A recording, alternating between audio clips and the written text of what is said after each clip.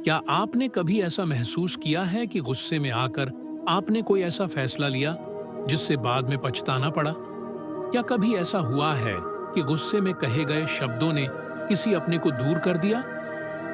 क्रोध आग की तरह होता है। अगर इसे नियंत्रित नहीं किया जाए तो यह हमें ही जलाने लगता है। भगवान श्री कृष्ण ने गीता में कहा है, क्रोधात् भवति सम्मोह सम्मोहात् स्मृति विभ्रमः स्मृति भ्रंशात् बुद्धिनाशः बुद्धिनाशात् प्रणश्यति।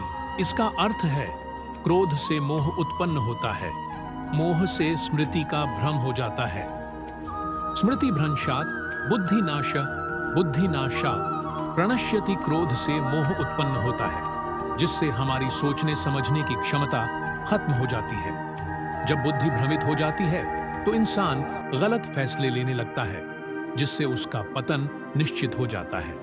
तो इस वीडियो को अंत तक जरूर देखें क्योंकि इसमें हम सीखेंगे गुस्से को कैसे कंट्रोल करें।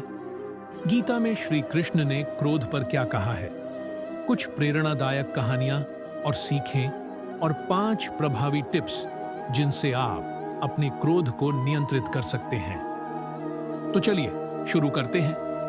महाभारत में दुर्योधन का गुस्सा उसकी बर्बादी का कारण बना। जब पांडवों को जुए में छल से हराकर वनवास भेज दिया गया तो भी दुर्योधन का अहंकार और क्रोध कम नहीं हुआ। एक बार जब दुर्योधन जंगल में घूम रहा था तो उसने देखा कि पांडव अत्यंत कठिनाई में भी खुश हैं। यह देखकर उसका गुस्सा और बढ़ गया।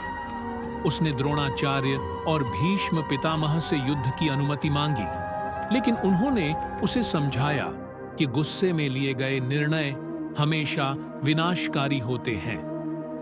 लेकिन दुर्योधन नहीं माना और अपनी जिद और क्रोध के कारण महाभारत युद्ध हुआ जिसमें उसके पूरे परिवार का नाश हो गया। सीख, गुस्से में लिए गए फैसले जीवन को बर्बाद कर सकते हैं। एक बार एक शिष्य अपने गुरु के पास आया और बोला, गुरुदेव, मैं बहुत जल्दी गुस्सा कर बैठता हूँ, कृपया मुझे क्रोध को नियंत्रित करने की विधि बताइए। गुरु मुस्कुराए और बोले, आज तुम पूरा दिन एक मिट्टी का घड़ा उठाकर घूमो, लेकिन ध्यान रहे अगर किसी पर गुस्सा आए तो घड़े में एक पत्थर डाल देना। शिष्य दिन भर घूमता रहा और जब भी गुस्सा आता वह एक पत्थर घड़े में डाल देता। शाम तक घड़ा इतना भारी हो गया कि उसे उठाना मुश्किल हो गया। गुरु बोले, यही तुम्हारे क्रोध का बोझ है। अगर इसे लगातार अपने मन में भरते रहोगे तो यह जीवन को बोझिल बना देगा। इसीलिए जब भी गुस्सा आए उसे तुरंत माफ करने का अभ्यास करो। सीख, क्रोध को अपने अंदर इकट्ठा करने से हमारा ही नुकसान होता है। एक राजा अपने दरबार में बैठा था। उसी समय एक संत आए और बोले, राजन, क्या मैं आपसे एक प्रश्न पूछ सकता हूं? राजा ने अभिमान से कहा, पूछो। संत ने कहा, राजन, आपके पास अपार शक्ति और संपत्ति है, लेकिन क्या आप सच में इस राज्य के स्वामी हैं? राजा यह सुनकर क्रोधित हो गया और बोला, निश्चित ही मैं इस राज्य का राजा हूं। तुम मुझसे ऐसा प्रश्न पूछने की हिम्मत कैसे कर सकते हो? संत ने मुस्कुराते हुए कहा, राजन, आपने एक साधारण प्रश्न पर इतना गुस्सा कर लिया। इसका मतलब है कि आपका गुस्सा ही आपका असली राजा है। जब तक आप क्रोध के गुलाम बने रहेंगे तब तक आप सच्चे राजा नहीं बन सकते। राजा को अपनी गलती का एहसास हुआ और उसने संकल्प लिया कि अब वह अपने गुस्से पर काबू रखेगा।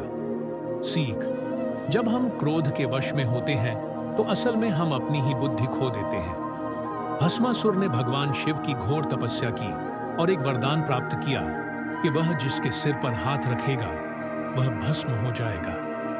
परंतु वरदान मिलते ही वह अहंकारी हो गया और सोचा, अगर मैं शिव जी को ही भस्म कर दूं तो मैं सबसे महान बन जाऊंगा।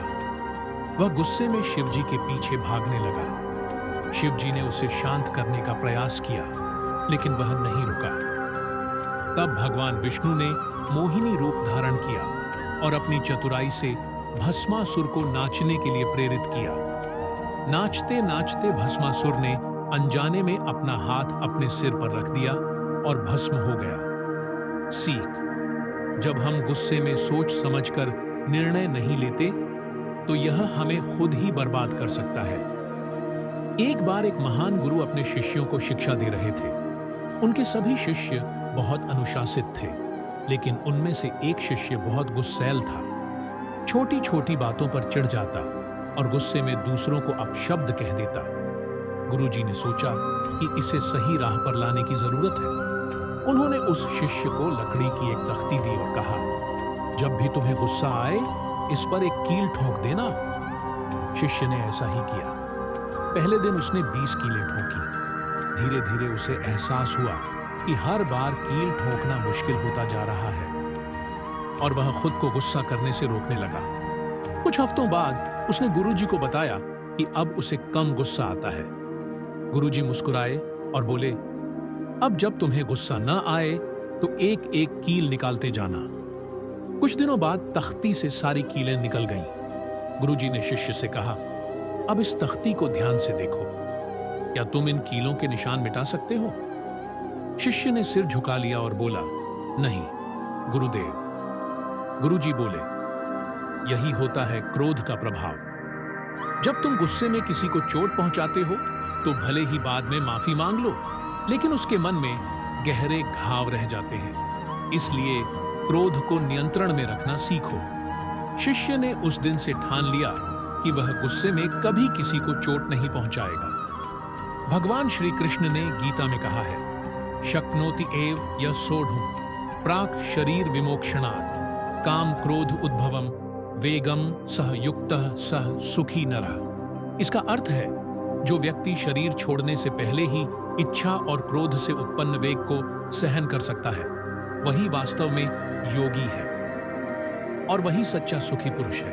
क्रोध पर नियंत्रण कैसे करें? 5 असरदार तरीके। 1. गहरी सांस लें और 10 तक गिनें। जब भी गुस्सा आए तुरंत प्रतिक्रिया न दें। कुछ गहरी सांसें लें और 10 तक गिनें। यह आपको शांत करने में मदद करेगा। 2. गुस्से की जड़ को पहचानें। अक्सर हमें किसी और चीज की चिंता होती है, लेकिन हम गुस्सा किसी और पर निकाल देते हैं। यह समझें कि असली कारण क्या है। 3.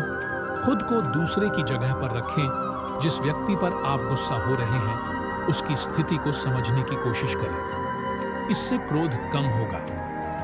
4. ध्यान और योग करें रोजाना। 10-15 मिनट का ध्यान आपके गुस्से को नियंत्रण में रखने में मदद कर सकता है। 5. बात करने से पहले सोचें। जब भी गुस्सा आए, बोलने से पहले एक बार सोचें कि आपके शब्दों का असर क्या होगा। निष्कर्ष, क्रोध पर काबू पाना आसान नहीं है, लेकिन नामुमकिन भी नहीं। जब हम धैर्य और समझदारी से काम लेते हैं, तो क्रोध हमारी कमजोरी नहीं, बल्कि हमारी ताकत बन सकता है। भगवद गीता में श्री कृष्ण कहते हैं, त्रिविधम नरकस्य इदम द्वारम नाशनम आत्मनः कामः क्रोधः तथा लोभः तस्मात् एतत् त्रयम् त्यजेत वासना। क्रोध और लोभ, ये तीनों नरक के द्वार हैं। जो इनसे बचता है वही जीवन में सफल होता है। क्रोध को नियंत्रित करना मुश्किल जरूर है, लेकिन असंभव नहीं। अगर आपको यह वीडियो पसंद आया हो तो इसे लाइक करें, शेयर करें और चैनल को सब्सक्राइब करें, ताकि आगे भी ऐसे ही ज्ञानवर्धक वीडियो आप तक